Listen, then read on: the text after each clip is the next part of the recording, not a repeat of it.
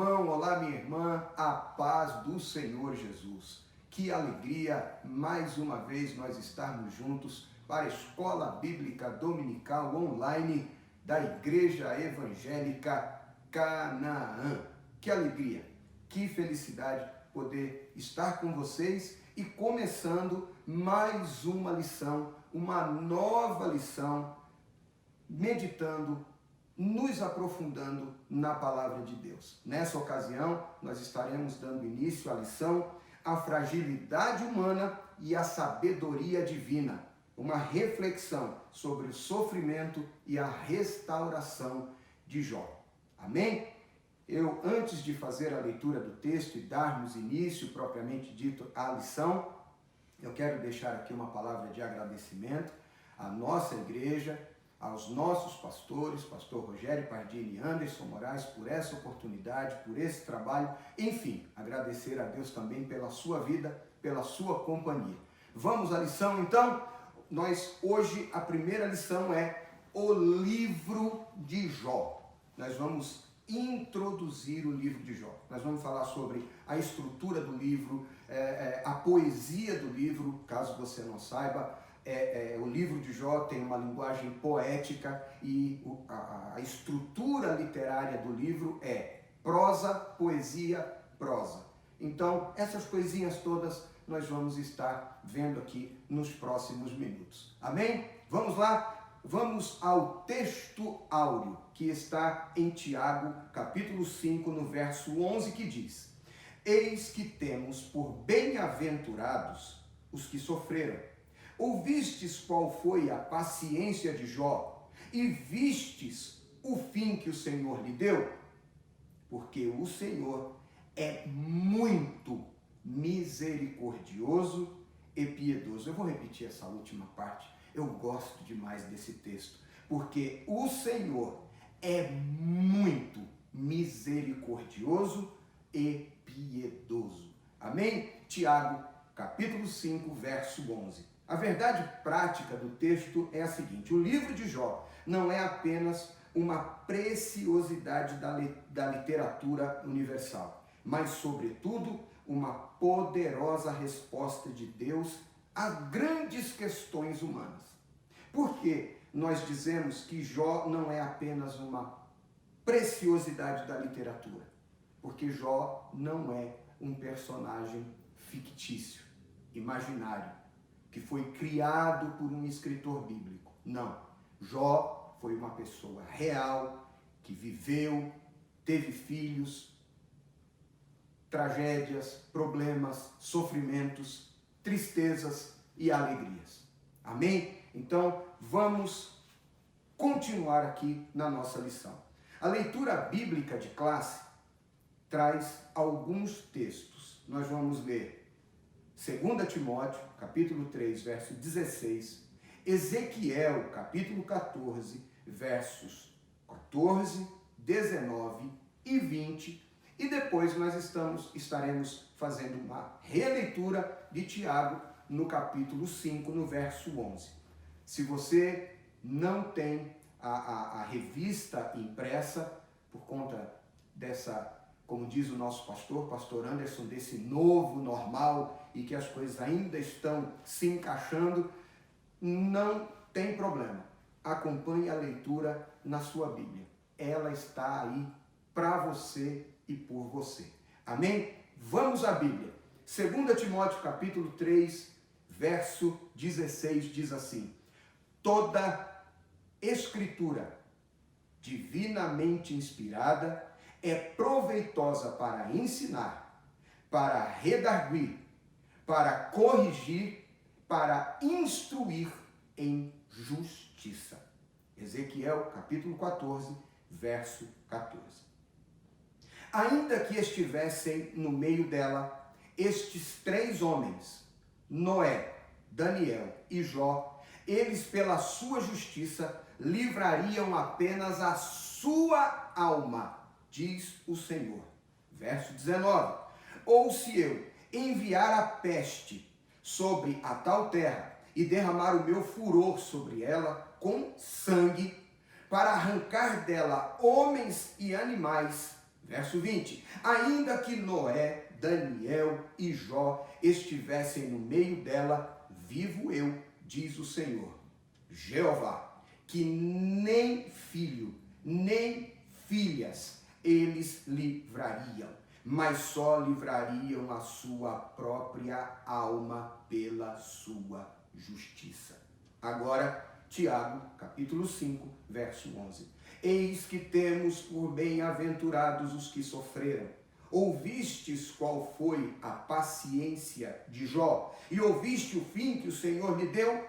Porque o Senhor é muito misericordioso e piedoso. O objetivo da lição, o objetivo desta lição introdutória é mostrar que o livro de Jó é uma poesia inspirada que retrata o dilema vivido por uma pessoa real, uma pessoa que fez parte da história.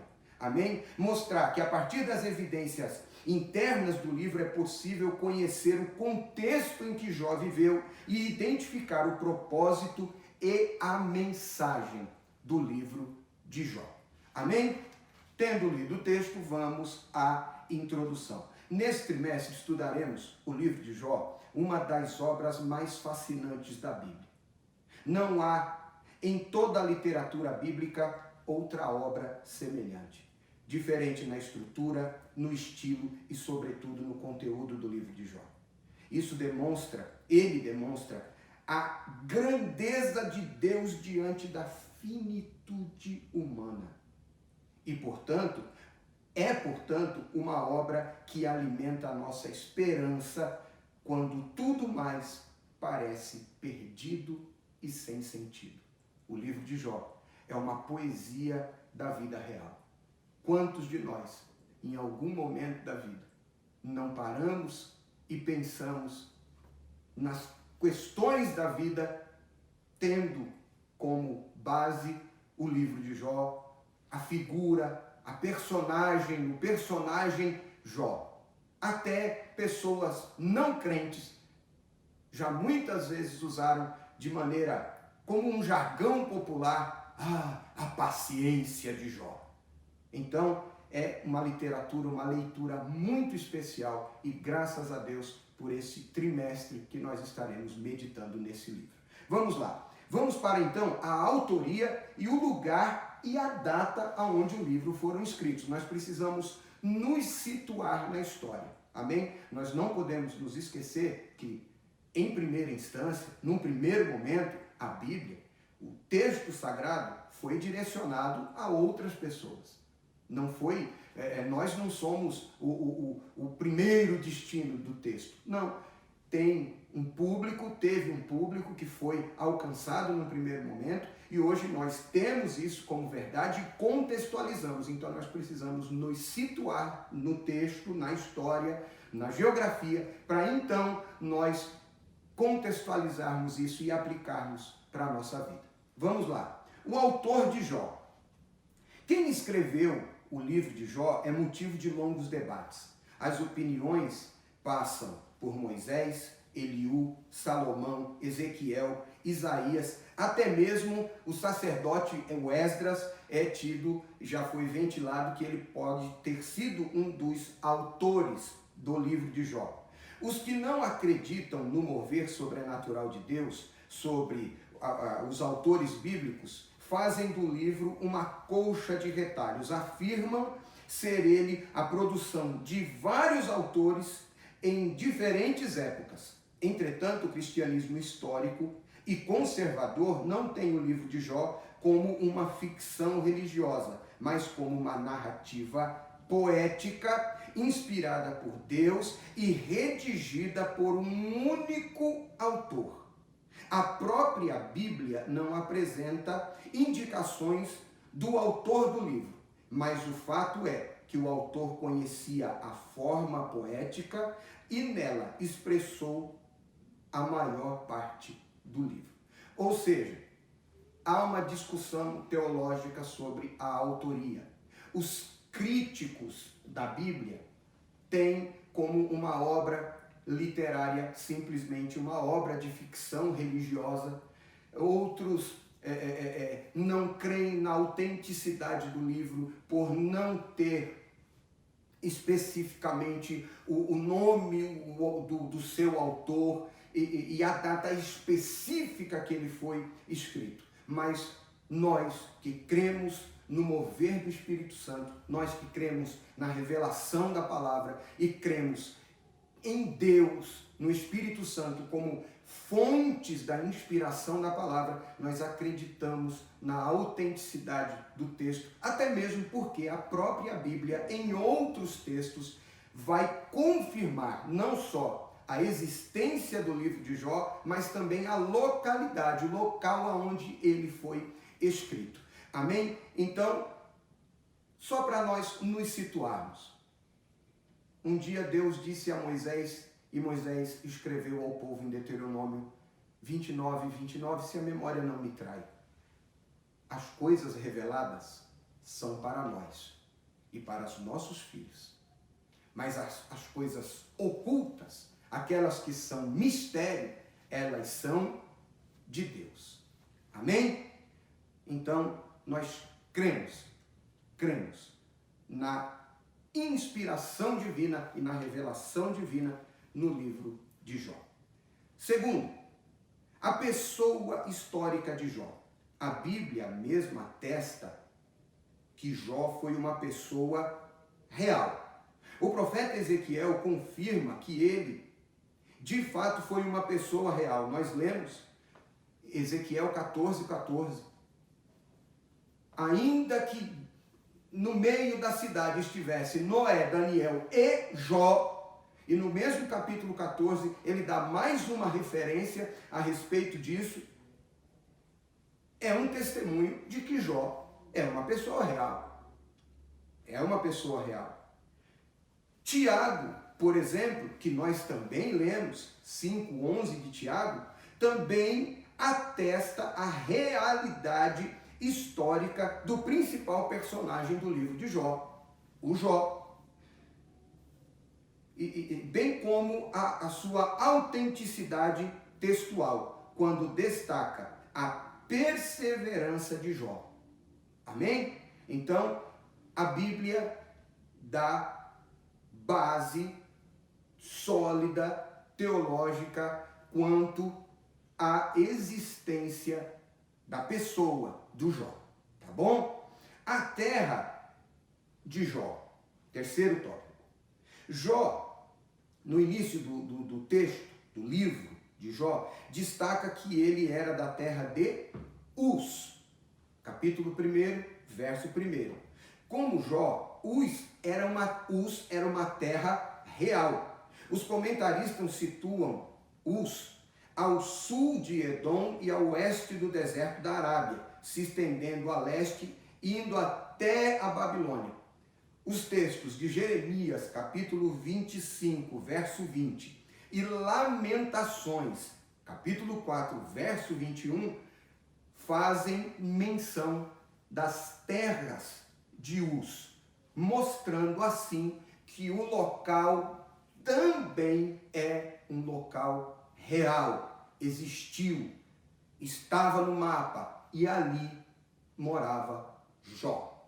Amém? Quarto, a época de Jó. A maioria dos comentaristas situam os fatos narrados no livro de Jó dentro do período patriarcal. O que seria isso? O período patriarcal, o período dos patriarcas, Abraão, Isaque e Jacó. Amém? Dentre outros, alguns fatos contribuem para esse entendimento. Primeiro, o sacerdócio como instituição ainda não existia, visto que Jó era o sacerdote da sua casa. O texto, no capítulo 1, no verso 5, mostra que Jó oferecia sacrifício a Deus pelos seus filhos. Então, o sacerdócio como instituição ainda não existia. Ainda não havia, porque em havendo o sacerdócio como instituição, apenas um sacerdote da tribo de Levi poderia oferecer a Deus sacrifício pelo povo. Amém? Segundo, as filhas de Jó eram co-herdeiras juntamente com seus irmãos. Jó, no capítulo 42, no verso 15, o texto diz que em toda a terra não se achavam mulheres tão formosas quanto as filhas de Jó. E o seu pai lhes deu herança com os seus irmãos. E a lei mosaica, em Números 27, verso 8, determinava que a herança era somente para os filhos. Somente para os filhos. A lei ainda não havia sido instituída, o que, mais uma vez, coloca a datação do livro de Jó para o tempo dos patriarcas. Amém? Só uma observação. Esta lei de Números, capítulo 27, verso 8, que determinava que a herança era apenas para os filhos, ela sofre uma alteração no capítulo 36 do mesmo livro de Números, por ocasião da reivindicação das filhas de Zelofeade. Por causa do clamor dessas mulheres, da reivindicação dessas mulheres, da petição dessas mulheres, há uma alteração na lei e as mulheres passam, é claro que observando alguns princípios da lei, elas passam a ter direito à herança, o que não era o caso na época de Jó. Em terceiro lugar, a palavra hebraica Quessitá, traduzida como uma peça de dinheiro, que aparece em Jó, no capítulo 42, verso 11, só aparece em outras duas ocasiões da Bíblia. Uma em Gênesis 33, 19 e outra em Josué, capítulo 24, verso 32. Amém? A síntese desse tópico, então, a autoria do livro de Jó é desconhecida, mas a sua autenticidade é comprovada pela própria Bíblia, bem como a realidade histórica da terra de Uz no período patriarcal. Amém? Vamos lá. Segundo tópico, a estrutura literária do livro de Jó. Prosa e poesia. Primeiro tópico. O leitor que deseja ler o livro de Jó precisa dar-se conta de que diante dele há uma obra de natureza poética.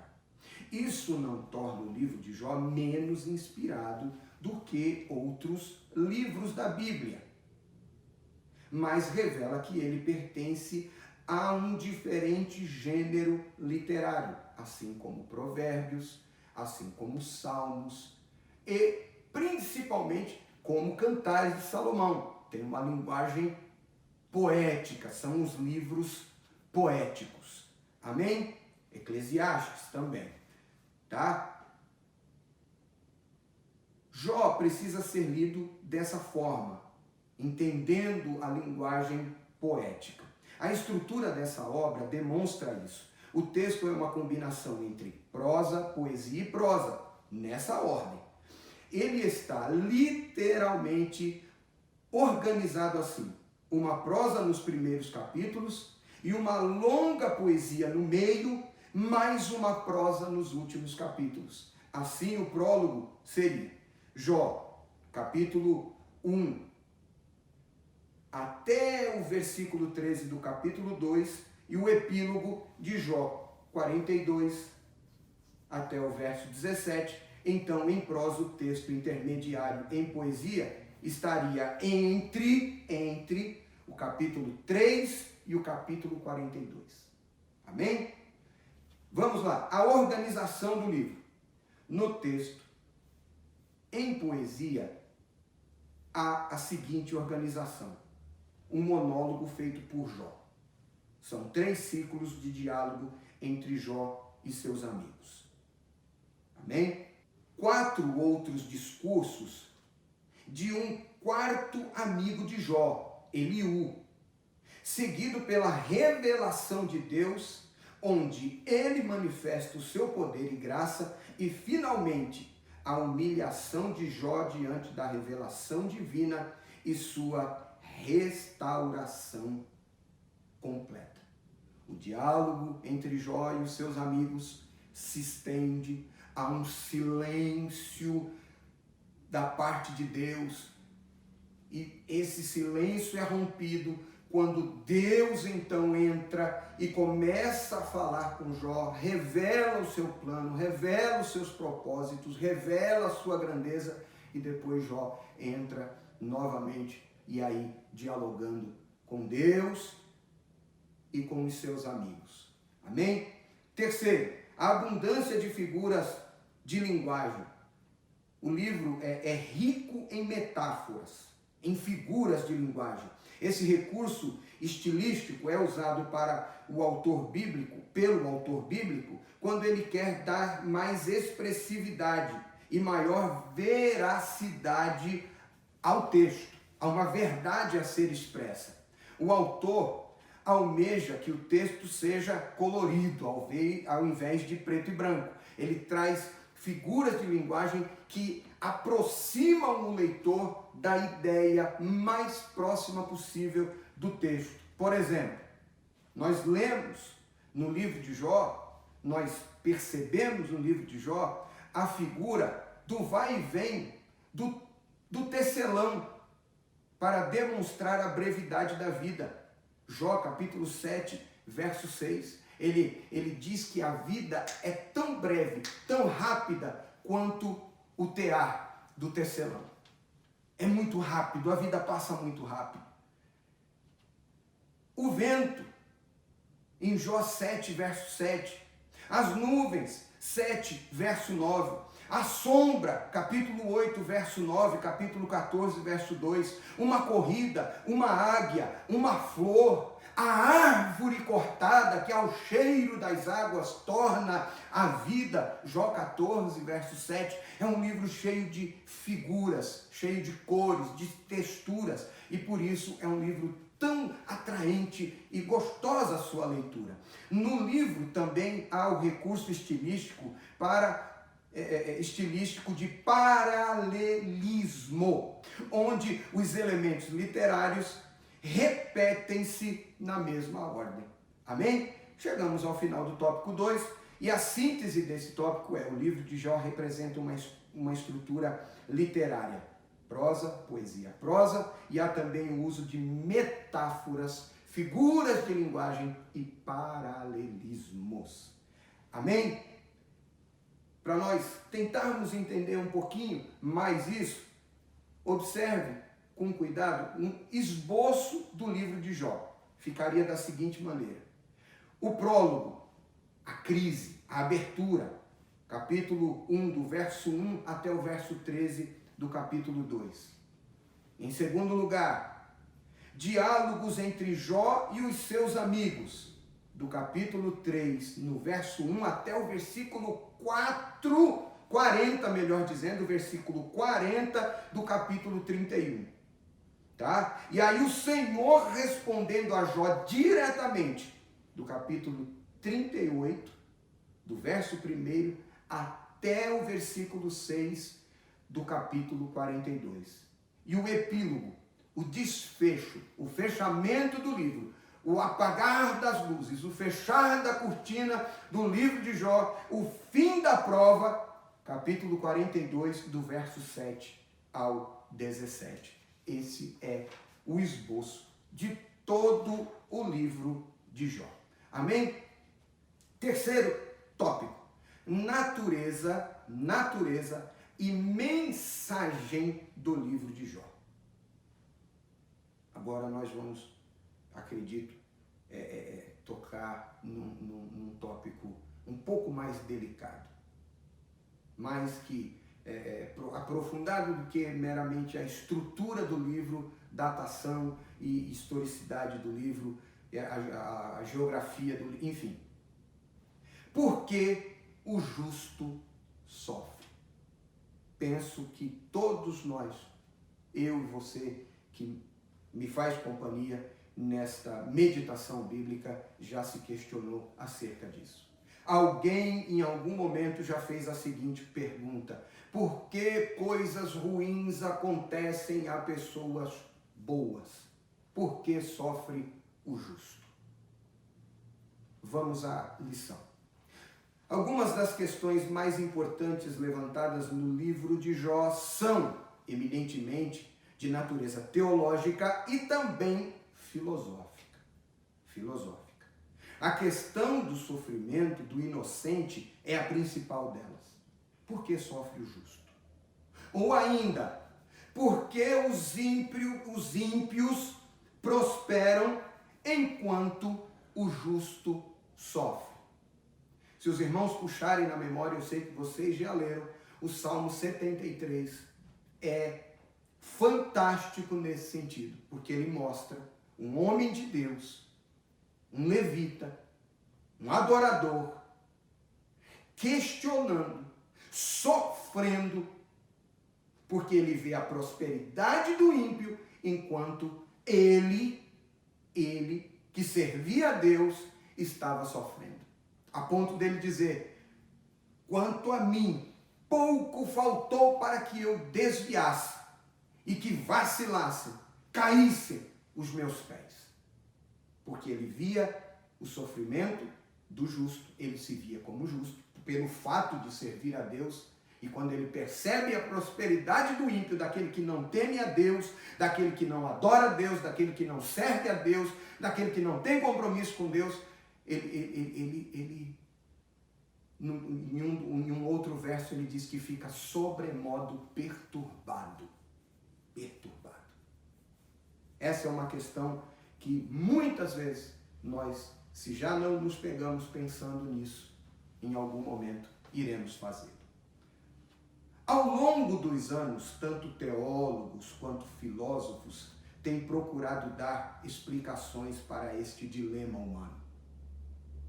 No contexto de Jó, a ideia que prevalece é a de que somente os maus sofriam em consequência dos seus pecados. Se nós lermos a partir do capítulo 3, que é o diálogo de Jó com os seus amigos, nós vamos perceber isso. Eles questionam a integridade de Jó. Olha que coisa absurda. Deus, é claro que eles não estão sabendo disso. Deus dera o testemunho de Jó, homem reto, justo, íntegro, que teme a Deus, se desvia do mal. Mas eles não sabiam que Deus havia dado esse testemunho. Mas eles, por conta do sofrimento de Jó, acreditam que Jó deveria estar de alguma forma praticando algum ato de maldade, ou estaria em algum pecado oculto, e por isso aquilo estava acontecendo com ele.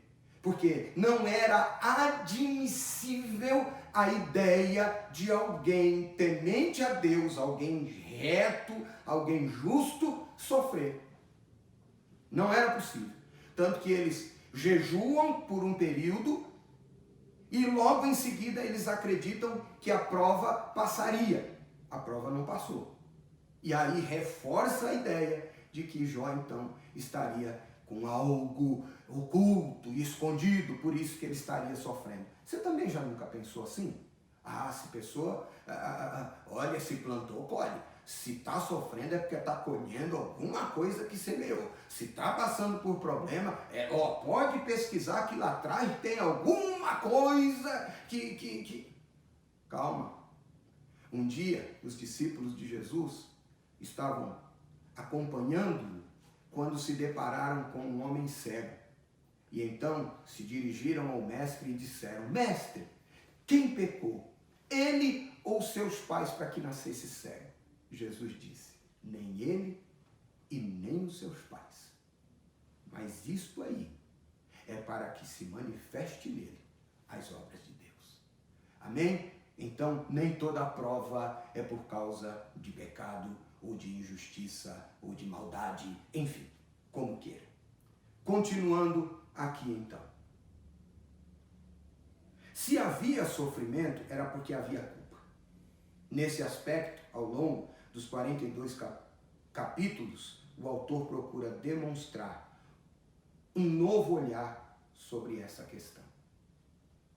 O autor vai deixar muito claro que o motivo do sofrimento do Jó não é por causa da sua bondade ou por causa da sua maldade. por causa da sua santidade ou por causa da sua pecaminosidade. Me permita citar um texto bíblico, alguns textos bíblicos para você.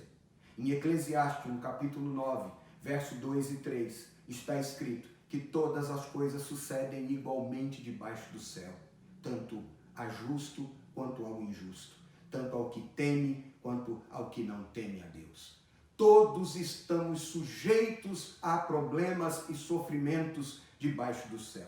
João, capítulo 16, verso 33, com certeza você já leu e ouviu o próprio Senhor Jesus dizendo: no mundo tereis aflições, mas tende bom ânimo, louvado seja Deus. E também eu encerro, para nós fecharmos este primeiro subtópico, 2 Coríntios, capítulo 4, verso 17 a seguir, que diz que a nossa leve, momentânea tribulação produz para nós um peso eterno de glória. Então, se há uma dor, se há um sofrimento, calma, Romanos 8 e 28 também está escrito que todas as coisas juntamente contribuem para o bem daqueles que amam a Deus. Amém? Há um propósito de Deus aí. Me permita ser profeta na escola dominical e dizer para você: há um propósito de Deus aí e não vai falhar. Pois lá do alto, um Deus que é vivo e forte luta por você e então você verá o que vai te acontecer. Essa é a letra de um hino do nosso irmão Armando Filho. A música é Vai Passar. Glória a Deus. Continuando aqui. Existe bondade desinteressada? É possível fazer o bem sem que haja um interesse ou segundas intenções? Porque, olha só, para muitas pessoas qualquer prática religiosa não passa de barganha. E, infelizmente, as pregações e muitos ensinamentos ao longo dos tempos têm levado as pessoas a pensar e agir dessa maneira. Se o Senhor me der, eu faço. Se o Senhor fizer, eu faço. Se o Senhor não fizer, eu não faço. Se o Senhor não fizer, eu não vou mais para a igreja. Mas se o Senhor vier, olha, eu vou ser fiel, eu vou fazer um voto. A gente chamava de promessa antigamente. Só mudou a titularidade, a nomenclatura, mas as práticas muitas vezes continuam as mesmas. Enquanto que a fé bíblica, ela é desinteressada. Amém? Vamos lá. Essa era também a tese do diabo. Olha, quem pensa desse jeito, a sua teologia é a teologia do diabo. Porque quando Deus disse, lá no capítulo 1, quando Deus disse, viste meu servo Jó, quando Deus diz a Satanás, viste o meu servo Jó, homem justo, reto, íntegro, que teme a Deus e se desvia do mal, o que foi que Satanás lhe disse? Satanás disse a ele, também com tudo que o Senhor lhe dá, com todos os bens que o Senhor lhe dá, com a família que ele tem, com a saúde que ele tem, tudo para Jó vai muito bem. É óbvio que ele vai te louvar, mas se a coisa apertar, o Senhor vai ver que ele vai te negar. Qual é a sua teologia? Qual é a sua fé? Você vive por aquilo que você vê ou vive pela esperança daquilo que você não vê? Continuando aqui. Todavia, vindo o infortúnio, a tragédia e a calamidade, será que esse fervor permaneceria? Satanás estava disposto a apostar que a espiritualidade de Jó não subsistiria a uma prova de fogo. A sua. Eu sei que tem gente me ouvindo nessa manhã, que você nem sabe como você chegou até aqui. Muitas vezes você pensou que seria o fim da sua vida, o fim da sua história, mas a boa mão de Deus te alcançou, te levou ao lugar seguro. Louvado seja Deus. E isto, o livro de Jó e a vida desses irmãos que estão aqui conosco nesta meditação bíblica é testemunho para você que também está comigo aqui nesse momento, está passando por uma situação difícil e não está vendo saída, não está vendo como a situação vai poder se resolver. Calma, Deus está no controle de todas as coisas. Isaías viu e escreveu: eu vi que ele estava sentado num alto e sublime trono, e a sua glória, o seu séquito enchia o templo.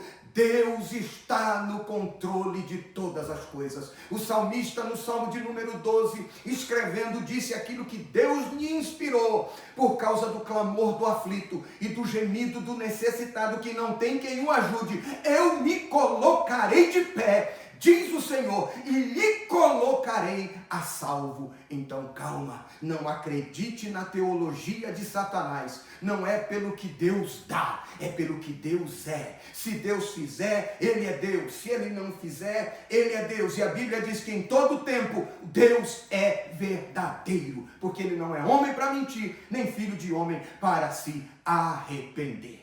Amém? Terceiro subtópico, estamos chegando à conclusão. Ô glória! Pode o homem compreender Deus? Pode. Os últimos capítulos de Jó mostram os impactos que a revelação divina tem sobre os homens. Como Paulo, que foi verdadeiramente mudado quando contemplou o Senhor numa visão, em Atos capítulo 9, do verso 1 ao 17, assim também Jó é totalmente transformado quando contempla a majestade de Deus. E isso do capítulo 38 ao capítulo 42 do livro que leva o nome de Jó. Bem sei eu que tudo podes e nenhum dos teus pensamentos pode ser impedidos. Aleluia, que expressão maravilhosa. A questão para Jó não foi tanto o entender Deus, mas experimentá-lo. Viver e experienciar. Essa expressão é legal. Experienciar Deus. Deus muda completamente a vida do homem. Como Ele mudou a de Paulo, como Ele mudou a de Jó, como Ele mudou a de Pedro, como Ele mudou a de tantos homens na história, como Ele muda a minha, Ele muda a sua, Ele muda a nossa. Eis uma grande lição deixada por este livro. Nós precisamos ter experiências com Deus. Muito mais do que entender Deus, é viver Deus. Muito mais do que aprender o que está escrito na palavra, é viver a palavra. Porque não se trata do quanto nós conhecemos da palavra, se trata do quanto nós vivemos a palavra e quantas experiências nós temos com Deus. Paulo um dia escreveu: ó profundidade da riqueza, da sabedoria, do conhecimento de Deus. Quem, pois, conheceu a mente do Senhor? Não dá. Ninguém me explica a Deus. Ninguém me explica a Deus. A síntese desse tópico, então, é: a principal questão do livro de Jó é o sofrimento do inocente. O livro mostra como Jó se comporta diante da prova. Me permita pontuar uma situação aqui. Nós fazemos sempre a pergunta: por que sofre o justo? Por que coisas ruins acontecem a pessoas boas? Mas deixa eu responder a tua pergunta com outra pergunta. Quem é bom? Quem é justo? Se a Bíblia diz que Deus, olhando do céu, procurou e não encontrou um justo sequer, ninguém que fizesse o bem, ninguém que buscasse a Deus. Se a Bíblia diz que todos pecaram e destituídos estão da glória de Deus, quem é justo? Quem é bom?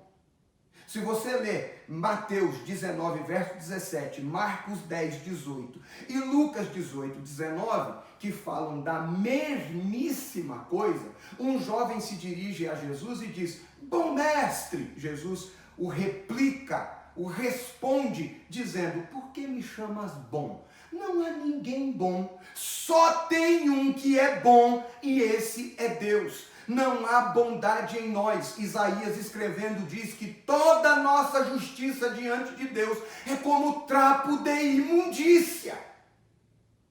Nós não somos justos, não há bondade em nós. Nós somos justificados por aquele que é justo e fiel. Nós fomos redimidos. E se há alguma bondade em nós, Paulo diz: eu não tenho do que me gloriar, mas se eu pudesse me gloriar, eu faria o seguinte: eu ia me gloriar na cruz de Cristo.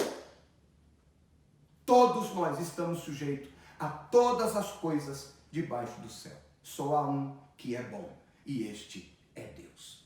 Vamos à conclusão da nossa lição, então. Nesta lição, apresentamos algumas informações básicas sobre o contexto histórico e literário de Jó. Quanto ao seu gênero, o livro é de natureza poética, por isso ele está classificado entre os livros poéticos. Amém? Isso é importante para a compreensão da própria estrutura do livro, como ele foi organizado. Vimos que o livro apresenta princípios teológicos que transcendem espaço e tempo. Esses princípios são para todas as épocas e culturas. O que é demonstrado é que o conhecimento de Deus é o anseio de todo o ser humano. Mas eu repito, não é conhecer por conhecer. É viver, é ter experiências profundas com Deus. Me permita te dar um exemplo. Nós temos aqui na nossa igreja um moço, crente, temente a Deus, uma bênção, que antes de conhecer a Jesus, esteve no sistema, esteve recluso, foi alguém que teve uma vida pregressa muito complicada, envolvido com tantas coisas ruins. E nesse período que ele ficou recluso, ele leu a Bíblia por 4 vezes e nunca se converteu. 4 vezes ele leu a Bíblia de capa a capa, mas nunca entendeu nada. Mas um dia num culto, depois de uma mensagem, depois da oração, ele me abraçou dizendo: pastor, as 4 vezes que eu li a Bíblia eu não entendi nada. E em 40 minutos de uma pregação inspirada pelo Espírito, arrebentou meu coração. E eu quero fazer uma aliança com esse Deus. E já há alguns anos ele serve ao Senhor. É um pai de família honrado e um crente que dá um bom testemunho. Não é o que nós conhecemos e aprendemos da letra, é aquilo que nós vivemos da palavra e vivemos como experiência com Deus e em Deus. Amém? Chegamos ao final desta aula, desta meditação, nesse dia, e que alegria, que prazer poder ter a sua companhia até agora. Veja só, nós vamos continuar nessa lição. A fragilidade humana e a sabedoria de Jó. São 13 lições. Depois dessa, mais 12 lições preciosíssimas sobre o livro de Jó. Não perca, não perca. Se você não teve oportunidade de adquirir a revista impressa, adquira pelo aplicativo da editora, a editora CPAD. Você entra lá e pede a revista em PDF, é baratinho, o custo é muito baixo diante de tanto crescimento espiritual e também no conhecimento de Deus que você pode ter. Amém? Esse era o recado que eu gostaria de deixar e deixar também o meu abraço aos nossos pastores, pastor Rogério Pardini, Anderson Moraes, a toda a nossa igreja, deixar um abraço apertado a você, como disse nosso pastor Rogério, um abraço sem coronavírus, obviamente, e que Deus em Cristo te abençoe. Até a próxima aula, permitindo Deus. Deus abençoe a todos em nome de Jesus.